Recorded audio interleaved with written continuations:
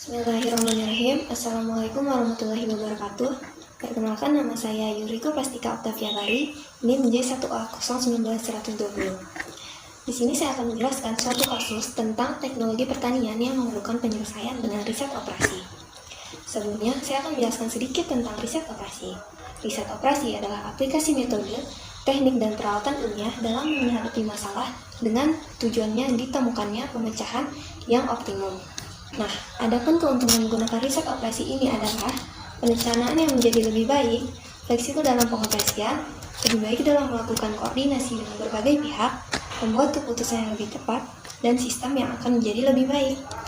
Baiklah, selanjutnya contoh kasus yang akan saya bahas kali ini yaitu tentang pendapatan sebuah kelompok tani pajale, padi, jagung, dan kedelai. Berdasarkan data yang bersumber dari kelompok tani pajale, padi, jagung, kedelai yang ada di sebuah kabupaten Minahasa Selatan didapatkan hasil berupa tabel berikut. Nah, pendapatan kelompok tani pajale ini sudah tertera pada tabel yang di samping ya. Di sini ada terlihat produksi, pendapatan, biaya produksi operasional, dan keuntungan.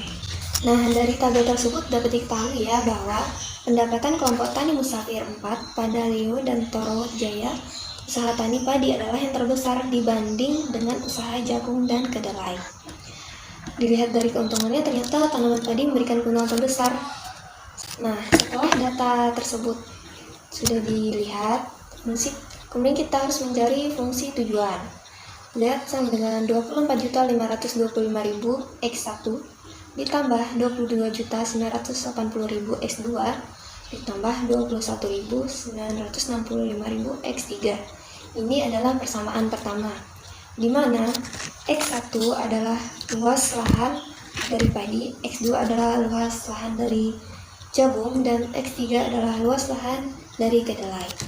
Oke, baik. Kemudian kita ada fungsi kendala. Yang pertama, luas lahan. X1 sama dengan 15 hektar. Yang X2 plus X3 kurang dari 10 hektar. Yang kedua adalah tenaga kerja. Bisa dilihat di tabel tenaga kerja, kita mencari dari X1, X2, dan X3. Itu kita tulis menjadi persamaan 4, 5, sampai persamaan ke-16. Seperti yang saya katakan tadi, X1 merupakan luas lahan tanaman padi, X2 luas lahan tanaman jagung, dan X3 luas lahan tanaman kedelai. Model matematika tersebut dapat diartikan sebagai persamaan 1 merupakan tujuan dari model, yaitu pendapatan yang maksimum dari kombinasi tanaman padi, jagung, dan kedelai.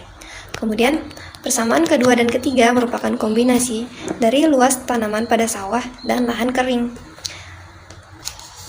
Kemudian, berdasarkan model yang didapat dari keadaan dan kondisi yang sesungguhnya di lapangan, maka dibentuklah simulasi-simulasi yang dapat menghasilkan pendapatan paling optimum bagi petani.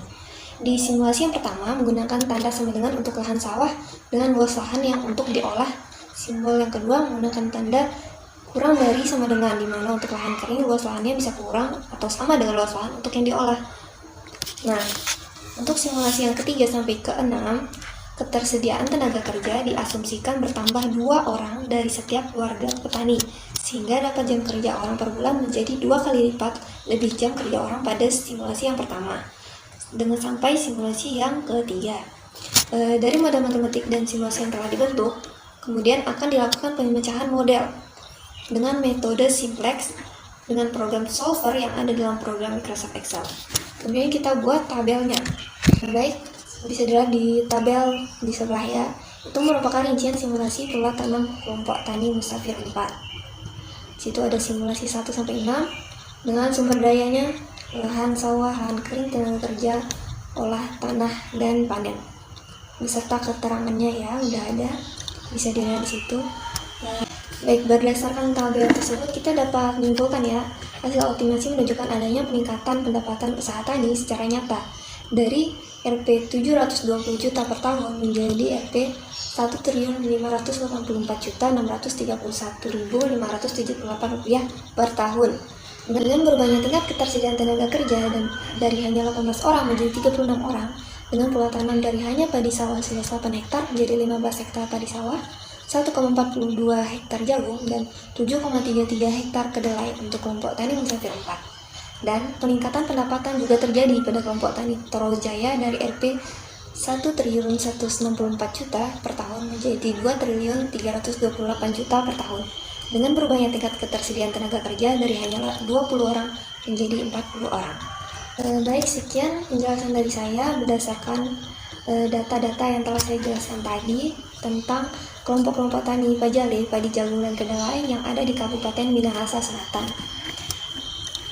Wabillahi taufiq wal hidayah. Wassalamualaikum warahmatullahi wabarakatuh.